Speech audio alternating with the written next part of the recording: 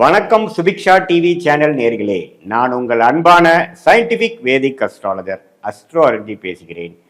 நல்லது நினைப்போம், நல்லதே நடக்கும். தொடர்ந்து நம்மளுடைய சேனல்ல வரக்கூடிய வீடியோஸ்லாம் பார்த்துட்டு இருப்பீங்க நம்புறேன். சயின்டிபிக் வேதிக் அஸ்ட்ராலஜி முறையில் எந்த விதத்திலும் மிகைப்படுத்தாமல் மூட நம்பிக்கையில போகாமல் ஒரு கிரகம் இருக்கக்கூடிய நிலைமை பொறுத்து எத்தகைய ஒரு பலாபலன்களை நம்ம கர்மாவின் அடிப்படையில் நமக்கு வருகிறதுங்கிறத நம்ம துல்லியமா பார்த்து கொண்டிருக்கிறோம்.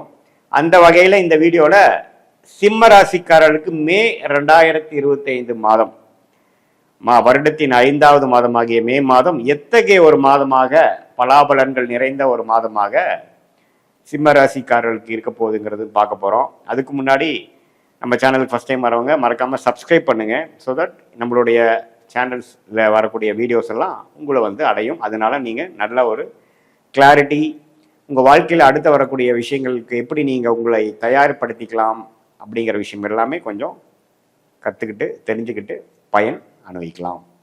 இப்போ பார்த்தீங்கன்னா சிம்ம ராசிக்கு 2025 எத்தகைய ஒரு பலாபலன் நிறைந்த ஒரு மாதமாக இருக்குதுன்னா, முதல்ல ஆண்டு கிரகம் என்று சொல்லப்படுகிற குரு, ராகு, கேது, சனி பற்றிய ஒரு சஞ்சாரத்தை பார்க்கணும். இப்போ குரு அப்படிங்கிற ஒரு கிரகம் பார்த்தீங்கன்னா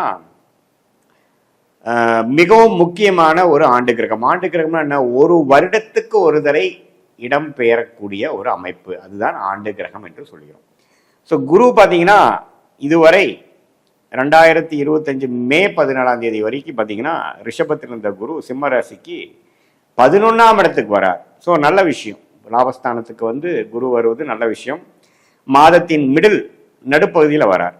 அதே மாதிரி ராகு கேது பார்த்தீங்கன்னா மே 19 சிம்ம ராசிக்கு 8ஆம் இடத்துல இருந்து சில பிரச்சனைகள் கொடுத்துட்டு இருந்த ராகு 7ஆம் இடத்துக்கு குரு பார்வை பெறுகிறார். அது ஒரு அருமையான ஒரு பெயர்ச்சி சஞ்சாரம்.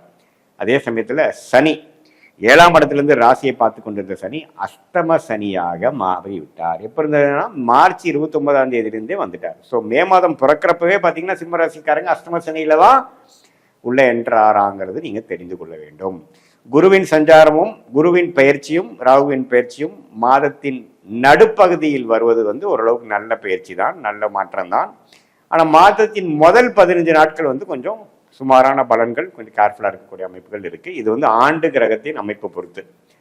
சரி, இப்போ மாதம் மாதம் மாறக்கூடிய கிரகமாகிய சூரியன், புதன், செவ்வாய், சுக்கிரன்லாம் எப்படி இருக்கிறாங்க, சிம்மராசிக்கு எந்த ஒரு தாக்கத்தை கொடுக்க போகிறார் அப்படிங்கிறது நம்ம பார்க்கும் பொழுது, ராசி அதிபதியாகிய சூரியனே பார்த்தீங்கன்னா மீனத்துல இருந்து மேஷத்துக்கு 9ஆம் இடத்துல உச்சம் பெறக்கூடிய நாள் பார்த்தீங்கன்னா மே 15. ஸோ கரெக்டா செகண்ட் ஆஃப் மே மாதம் வரும் பொழுது 9ஆம் இடத்துல உச்சம் பெறுகிறார். அதுவரை 8ஆம் இடத்துல சனி, ராகு, புதன், சுக்கிரனோட சேர்ந்திருக்கிறார். ஸோ இதுவும் பார்த்தீங்கன்னா செகண்ட் ஆஃபுக்கு ஒரு நல்ல பிராப்தங்களும் மாற்றத்தையும் கொடுக்கக்கூடிய அமைப்பு. நீங்க என்ன நினைக்கிறீங்களோ அதுல கொஞ்சம் ஜெயிக்கக்கூடிய அமைப்பு.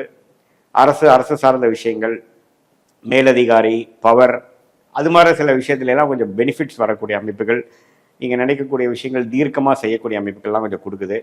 அதே சமயத்துல புதன் பாத்தீங்கன்னா மே 7ஆம் தேதியே மேஷத்துக்கு அதுக்கப்புறம் மே 23ஆம் ரிஷபத்துக்கு போறார். இது இந்த சஞ்சாரம், இந்த பயிற்சியெல்லாம் அருமையான ஒரு பயிற்சி. ஸோ புதனும் அடுத்தடுத்து போறது மே 7ஆம் தேதியிலிருந்து வரக்கூடிய விஷயங்கள் கொஞ்சம் பரவாயில்லை. அதே சமயத்துல சுக்கிரன் 8ஆம் இடத்திலே நீடித்திருக்கிறார், சனியோட சேர்ந்து நீடித்திருக்கிறார். அதே மாதிரி செவ்வாய் பார்த்தீங்கன்னா ராஜயோகாதிபதியாக இருந்து 12ஆம் இடத்திலே நீடித்து நீச்சமா இருக்கிறார்.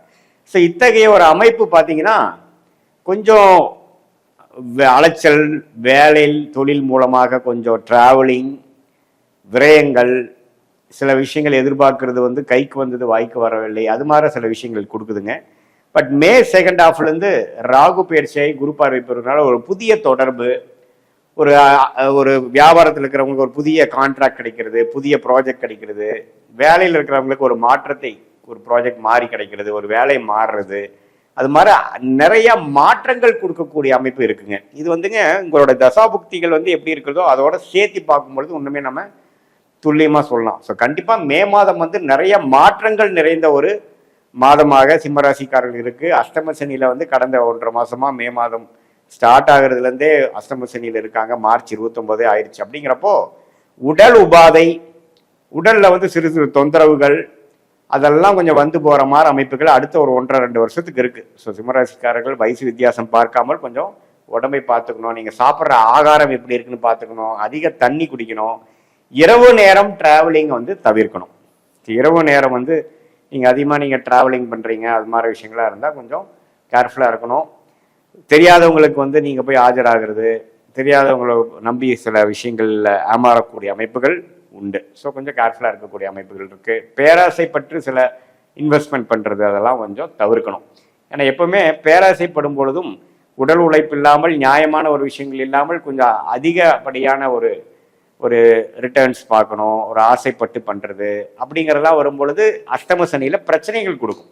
ஏன்னா அஷ்டம சனியே பார்த்தீங்கன்னா சனியின் ஆதிக்கம் வந்து 8ஆம் இடத்துல இருக்கும் பொழுது, 8ங்கிறது உங்களுக்கு வந்து மரணத்துக்கு ஒப்பான கண்டம், உடல்நல கோளாறு, அசிங்கம், கேவலம், பிரச்சனைகள், இக்கட்டான சூழ்நிலை, வெளியில் சொல்ல முடியாத ஒரு ப்ராப்ளம் அப்படிங்கிற மாதிரி சில விஷயங்கள்லாம் கொடுக்கக்கூடிய இடம் வந்து ஆக்டிவேட் ஆகும். சனி எந்த வீட்டுக்கு போகிறாரோ அந்த வீட்டை ஆக்டிவேட் பண்ணுவார். இதே 10ஆம் இடத்துக்கு வந்தாருன்னா தொழில் ஸ்தானத்தில் பயங்கர ஃபோக்கஸ் இருக்கும், வேலை அதிகமாக இருக்கும், வேலையில் அதிகமான ஆக்டிவிட்டி இருக்கும். அதே மாதிரி 8ஆம் வீட்டில் இருக்கும் பொழுது கொஞ்சம் உடல் குளம் கோளாறு, உறவுகளில் கொஞ்சம் பிரச்சனை, ஹஸ்பண்ட் ஒய்ஃபில் கொஞ்சம் ப்ராப்ளம் ஆகுறது, நண்பர்களுக்குள்ள ஒரு அதிருப்தி ஆகுறது, திடீர்னு ஒரு கெட்ட பேர் நமக்கு கிடைச்சிடுறது, அது மாதிரி சில விஷயங்கள்லாம் கொஞ்சம் உண்டு. ஸோ கம்யூனிகேஷன் பண்ணுறப்போ கொஞ்சம் கரெக்டாக பண்ணணும், அவசரப்பட்டு வார்த்தை விட்டுறக்கூடாது. அது மாதிரி விஷயங்கள்லாம் கொஞ்சம் பார்த்து செய்யக்கூடிய ஒரு அமைப்பு தான் சிம்மராசிக்காரர்களுக்கு மே 2025 கொஞ்சம் அப்படி இருக்குங்க. மற்றபடி பார்த்தீங்கன்னா மாணவர்களுக்கு வந்து புதனின் சஞ்சாரம் நல்லா இருக்கிறனாலையும், லக்னாதிபதியே உச்சம் பெற்று இருக்கக்கூடிய அமைப்புகள் வந்து செகண்ட் ஹாஃப்லேருந்து வரனாலையும் சில காம்படேட்டிவ் எக்ஸாம்ஸ் எழுதுறவங்க, ஸ்கூலில் படிக்கிறவங்க, காலேஜில் படிக்கிறவங்க, பப்ளிக் எக்ஸாம், ஃபைனல் எக்ஸாம் எழுதுறவங்களுக்கெல்லாம் ஓரளவு கிளாரிட்டி கொடுக்கக்கூடிய அமைப்புகள் கண்டிப்பாக உண்டு.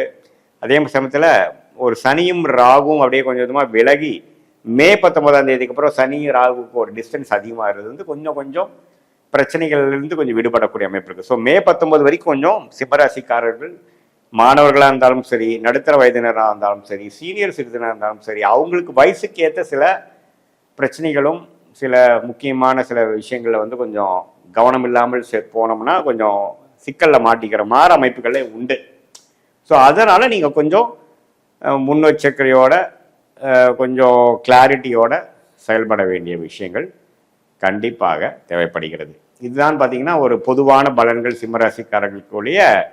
உங்களுடைய ஜென்ம ஜாதகத்தில் நீங்கள் எந்த லக்னத்தில் பிறந்திருக்கீங்க, ராசி சிம்மராசி, ஓகே, லக்னம் என்ன, லக்னாதிபதி எப்படி இருக்கிறார், உங்களுடைய தசாபுக்திகள் எப்படி போயிட்டு இருக்குது, அந்த தசநாதனும் புக்திநாதனும் இப்போ நான் சொன்ன கோச்சாரம் என்று சொல்லப்படுகிற டிரான்சிட் அஸ்ட்ராலஜியில் ஆண்டு கிரகமாக மாத கிரகமாக எப்படி போய் கொண்டிருக்கிறார்கள், புக்திநாதன் எப்படி போய் கொண்டிருக்கிறார்கள்.